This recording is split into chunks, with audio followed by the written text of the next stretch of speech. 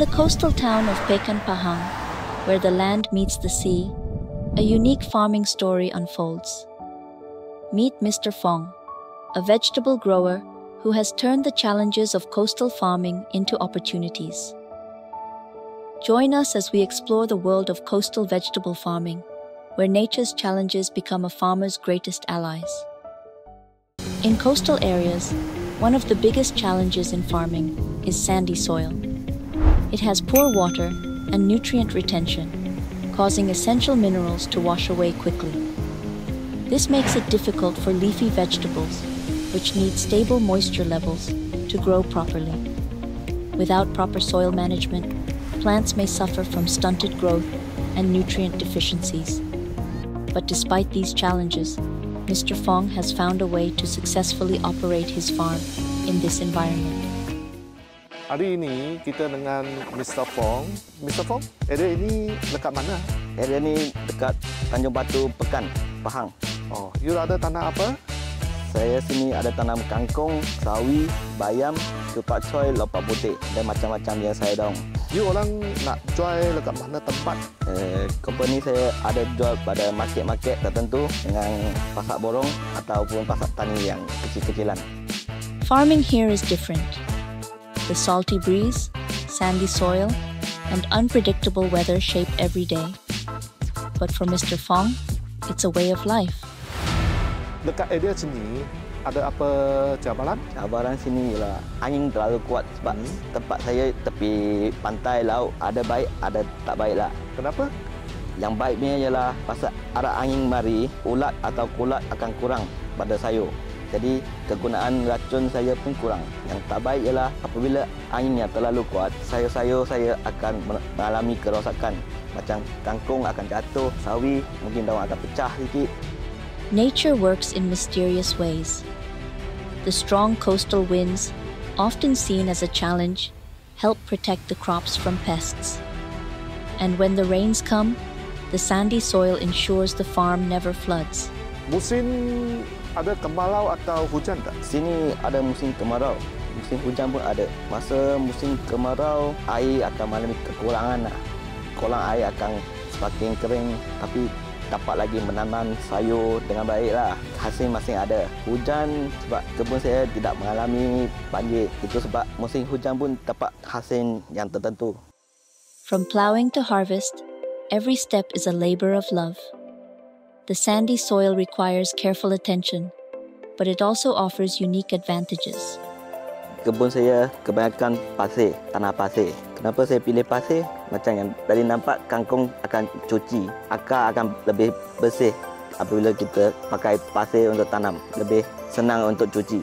Okey, kebaikan pasir ialah tanah akan jadi lebih lembut. Lembut dengan air tidak bertakung. Bila hujan yang banyak, air tidak takung ke dalam patas yang saya tanam sayur. Sebelum saya start tanam, kebun saya dengan pasir macam ni. Bila dah lama tanam, pasir saya sudah ada tanah jadi tanah hitam. In the beginning, sandy soil looks pale and lifeless. But over time, with continuous planting, organic matter builds up. Roots, compost, and microbes enrich the soil. Slowly, the once whitish sand darkens, becoming richer, more fertile, and full of life. Amazing, right? So let's hear from Mr. Fong how he actually do it from the sowing until harvesting.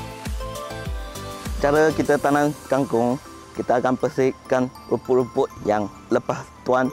Kita akan masuk tak ayam untuk rotor balik, suburkan tanah. Lepas rotor, kita akan tabur benih. Benih 1 kilo, lepas tu kita rotor. Rotor benih, ada separuh benih akan masuk ke dalam tanah. Jadi, yang separuh ada ke atas. Kangkung-kangkung akan lebih nampak cantik apabila dia tumbuh. Dia akan masa keluar akan kurang semakin banyak. Lepas dalam 7 hari, 8 hari, kangkung dalam 4 inci, kita akan tabur baja. Tabur baja untukkan dia cepatkan besar. Lepas 7 hari, 14 hari, lagi 1 kali baja. Setiap minggu, setiap 7 hari kita akan jalankan baja sampai dia petik. Kangkung biasa kita petik dalam 21 hari, 22 hari. Jadi last sebelum petik kita berhentikan baja dan tunggu petik sahaja.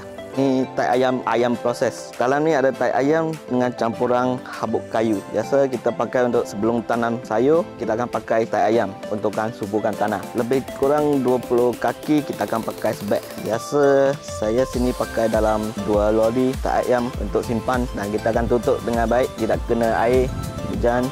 Kita biasa tengok keadaan pokok. Apabila pokok tidak ada serangan serangga, kita tidak pakai meracun. Mungkin dalam 2 minggu sekali. Apabila dapat serangan serangga, ulat, kita akan pakai seminggu sekali. Mr. Fong shows us how the coastal areas can open up new opportunities, especially for leafy vegetable growers. The well-draining sandy soil prevents waterlogging, reducing disease risks. With the right organic amendments, it retains moisture and nutrients, making it an ideal medium for fast-growing greens. And with the right leafy varieties, like kangkung, bayam, and certain brassicaceae types, farmers can turn once barren coastal lands into productive, high-yield farms. With nature's balance and the right knowledge, coastal farming isn't just possible, it's a hidden potential waiting to be unlocked. Through Mr. Fong's careful pest management routine, his crops stay healthy, while proper manuring ensures steady growth and high yields.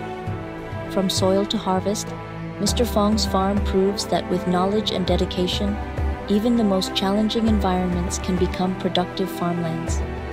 And that's the journey of coastal farming, turning once lifeless sandy soil into a thriving green landscape. Thank you for watching, and we'll see you next time.